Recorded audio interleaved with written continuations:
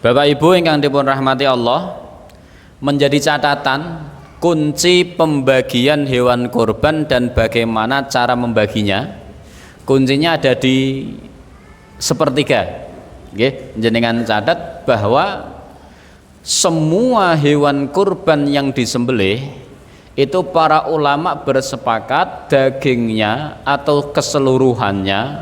Nggih, karang wong Arab nika mboten kenal gule jeruan, warana mboten enten istilah bagi napa jeruan, entene bagi daging. Kula jenengan kan jangankan jeruan, sak sumsume mawon ora kena keri, bualung-bualung ya di masak, pokoke kabeh di masak. Nah, Bapak Ibu, jadi kuncinya ada di sepertiga. Panjenengan kalau menyembelih hewan sembelian, dan nanti panitia juga bisa mengaplikasikan, semua hewan yang dikurbankan itu keseluruhan dibagi tiga. Kuncinya di situ, keseluruhan dibagi pinten? Tiga, sehingga ketemu saham sepertiga, sepertiga, sepertiga. Paham ya? Nah, sepertiga untuk apa, sepertiga untuk apa, sepertiga untuk apa, dan itu yang menjadi perbedaan. Tapi yang jelas para ulama sepakat pembagian hewan kurban menjadi tiga, sepertiga, sepertiga, sepertiga. Nek jenengan kabotan bagi sepertiga, piye carane sepertiga? Sapi ini dibagi telu. Masjid Ar-Rahmah kok nyembelih piro? Telu, pun gampang, bagi telu, telu, kok telu, siji. Kenapa? Karena keseluruhan dibagi tiga, sehingga ketemu jatah nopo sepertiga. Bapak Ibu ingkang dipun rahmati Allah, nggih. Menurut hadis yang pertama, nggih, hadis Aisyah, Jabir, wa Salamah bin Aqwa wa Abi Sa'ad Al-Khudri wa Buraidah wa ghairihim. Artinya hadis niki hadis mutawatir. Kenapa? Karena diriwayatkan oleh orang banyak. Dikatakan kulu, okay, wadakhiru watasaddaku. Nggih, kula baleni kulu wadakhiru watasaddaku. Yang pertama, kulu, makanlah. Kalau tadi kita sampaikan bahwa pembagian hewan kurban dibagi pinten? Tiga, maka jatah makan itu pinten? Sepertiga. Oke, jatah makan berarti sepertiga. Ingat, kuatah nomor sidik sepertiga nih kok. Kuatah, nek mriki nyembelih sapi 3, berarti jatah makan itu satu sapi sendiri jatahnya, karena dibagi 3. Banyak. Kenapa? Karena memang hari itu hari raya, dan saya punya hukum. Ini yang saya aplikasikan sendiri, dan jenengan kena nyontoh kena mboten.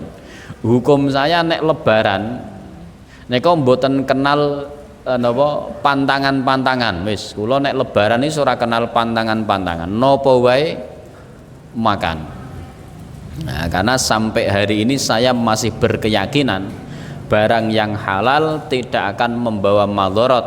Kalau membawa madharat tidak mungkin dihalalkan. Mulane ora usum napa asam urat, emping, kacang ora doyan, wis pokoke pangan kabeh. Kolesterol ora usum, makan kabeh. Lha wis mboten usum nek kula wis pokoke makan kabeh. Lho saestu tenan niku. Nah, soal nanti kok menjadi madharat dan lain sebagainya, itu bukan karena empinge, itu karena sifatnya napa? Sifat manusia yang berlebihan. Niku lho maksude niku lho. Wis ngerti kolesterol kok sate 20 entekke. Anu ya niku sing salah satene napa wonge gitu. Lah wonge niku mau. Tapi yang jelas Idul Fitri, Idul Adha niku nek kula mboten kenal pantangan. Wis pokoke pengen makan. Wis ngoten mawon. Lah kenapa? Karena saya ikut madhabnya para alim ulama. Napa niku? Bahwa makan itu tujuannya bukan sehat, bukan menghindari penyakit. Makan itu tujuannya menikmati rahmatnya Allah. Nah, senemun niku wis mantep. Bismillah niku mawon. Insyaallah mboten dadi napa-napa. Tapi ampun ditiru wong kula jek enom jenengan pun sepuh iki. Ampun ditiru ngoten. Niru boleh tapi aja akeh-akeh. Karena sifatnya yang berbeda. Jadi ngoten nggih. Lalu untuk apa sapi satu sendiri, sepertiga sendiri kok untuk makan? Ya untuk pesta selama 3 hari. Jadi selama 3 hari ini kok yo masjid kudu siap. Misalnya kok waktu makan yo sediakan. Berarti tanggal 10, 11, 12 nek madhab jumhur, tapi nek madhab syafi'i ditambah 13. Wah niku hari makan-makan semua niku. Nah, maka ya sapi satu jatahnya untuk 4 hari makan-makan di hari raya niku tadi. Maka sholat mangan ngoten mawon. Nah niku sudah menjadi kelaziman karena hari ini adalah hari di mana Allah perintahkan kita untuk makan. Maka yang pertama Bapak Ibu, jatah dari hewan sembelian adalah sepertiga untuk makan. Bon. Kemudian yang berikutnya adalah wadakhiru, untuk disimpan. Oke, untuk napa disimpan. Bapak Ibu, kira-kira nggih. Nek tiyang urun 3.600.000 nek cocoke angsal daging pirang kilo? Ayo kira-kira Bapak Ibu. Nah, nek kita beli di pasar nek 3.600.000 angsal daging, misalnya kok dagingnya sekilo 1.000 berarti angsal 36 kilo. Kuatah napa sithik niku? Kuatah. Tapi nek dikorban mung diparingi 3 kilo niku sithik napa kathah? Sithik jeglek nek tuku. Lah niki kelirunya ten mriki. Jane mboten keliru. Maslahatnya lebih baik, tapi secara hukum fikih ini keliru. Kenapa? Karena muqarrib hanya dapat 3 kilo, yang itu kurang dari sepertiga. Kudune pinten? Kudune jatah dhewe. Kalau tadi kita bagi sapi 3, maka jatah muqarrib niku sapi 1 sendiri. Berarti kalau sapinya 3, muqarribnya akan 21. Berarti sapi 1 itu ya untuk 21 orang. Kan marem niku. Entek mboten kan ngoten, kira-kira kan ngoten. Misale kok sapi siji daginge 200 kilo, daginge tok niku 200 kilo. Ya berarti pun ketok jatahnya muqarrib itu di antara 9 kilo itu dagingnya murni dan lain sebagainya. Lah terus nek dibagi ten muqarrib akeh-akeh kok ngoten, sing ora kurban ya entuk sithik. Ya nggih, nek pengen angsal kathah ya kudu urun. Wong ora urun kok njaluk kathah. Wong diparingi 0,5 kilo mawon pun alhamdulillah wis ora urun dikei. Lah kok jek ngresah kok sithik men Mas ki panitiane korupsi. Mboten panitiane korupsi, mengaturane ngoten. Nek jenengan pengen angsal kathah tahun ngarep melu urun 3,5 juta angsal 9 kilo, jatahnya begitu Bapak Ibu. Paham nggih? Jatahnya segitu. Lalu kemudian yang berikutnya untuk apa? Baru yang berikutnya adalah watasodaku. Baru sepertiga terakhir adalah untuk sodakoh. Makanya saya tidak pernah berkeberatan ketika merasa tidak korban cuman dapat sedikit. Kan ngoten? Ketika menjadi panitia ternyata pembagiannya sidik-sidik, setengah kilo napa telong on niku sudah layak. Kenapa? Karena ini memang jatahnya sedikit untuk sodakohan. Yang banyak itu jadi untuk makan-makan dan untuk disimpan. Jadi misalnya kula jenengan kok korban piyambak ten griya, maka yang dibagi niku cuman sepertiga. Jadi bukan menyesuaikan jumlah jumlah masyarakat, tapi yang disesuaikan adalah memang jatahnya sepertiga tok. Paham nggih? Tapi ingat, niki jatah maksimal, kurang boleh, lebih jangan. Maksudnya pripun? Maksudnya jenengan kena taate. Misale mangane sithik wae, mukorepe sithik wae, sedekah sing akeh boleh silahkan. Yang penting kelaziman ukurannya niku dari awal sepertiga.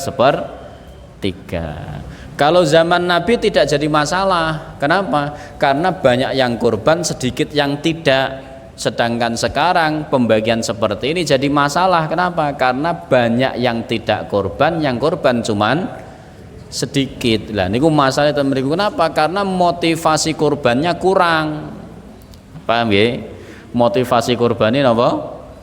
Kurang. Kenapa? Karena kita lebih seneng nyiapke kendaraan dunia tapi lali nyiapke kendaraan akhirat. Wong biyen zaman sahabat neko berlomba-lomba keren-kerenan untuk urusan akhirat, tapi dunia mereka punya konsep zuhud. Sakniki beda, nek perkara akhirat do zuhud kabeh, nek perkara dunya berlebih-lebihan. Ngoten napa mboten kira-kira Bapak Ibu? Nggih mboten nggih. Nek jenengan tumbas kendaraan milih sing apik napa sing elek? Sing apik. Sing apik niku sing larang napa sing murah?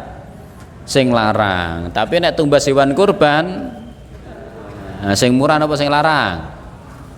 Sing murah, sing penting kurban. Lah niki wong sakniki termasuk kula ketok nggih ngoten. Nggih napa mboten?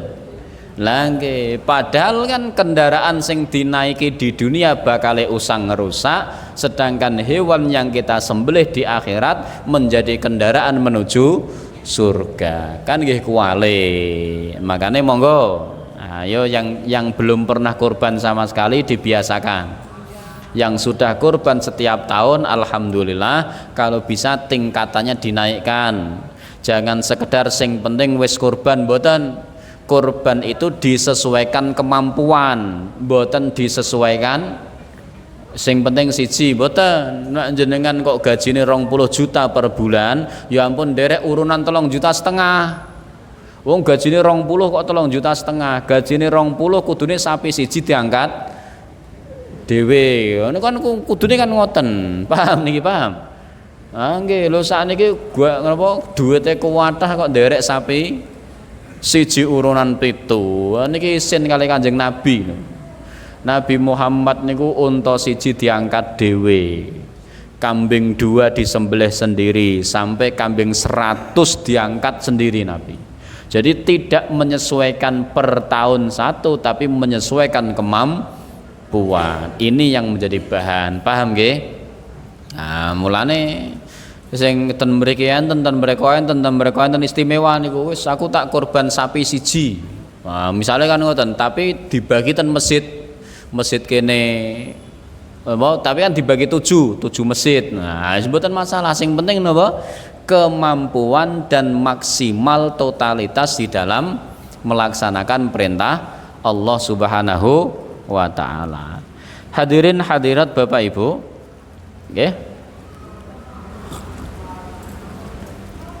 Fayajuzu, maka diperbolehkan iddikharu lahmil adhahi fauqa salasati ayyamin, menyimpan daging kurban lebih dari 3 hari.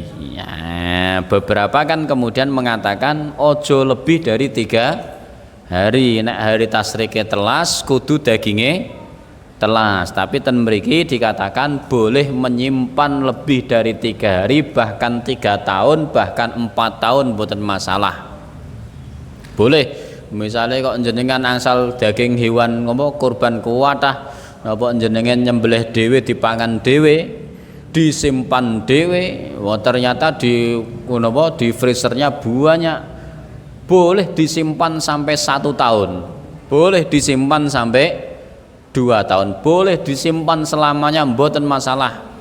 Tidak harus habis 3 hari. Yang harus habis 3 hari niku nyembelihnya. Mulane mangke kok enten jenengan kok misalnya kok carry sudah hari ketiga nembe angsal duit. Ingat jatah terakhir kemutan sebelum asar. Misalnya kok mepet jenengan pokoknya sebelum asar sembelih sik. Soal nanti beteti, soal nanti ngulai, soal nanti napa ngeleti itu boleh ba'da asar. Yang penting sebelum asar sudah disembelih. Niku jatah minimal. Paham nggih Bapak Ibu nggih? Nah, silahkan boleh disimpan. Nah, mulane lazismu kan duwe kaleng. Kaleng kurban yang dimanfaatkan untuk kebencanaan setiap kali ada bencana. Semoga jenengan boleh, silahkan Bapak Ibu.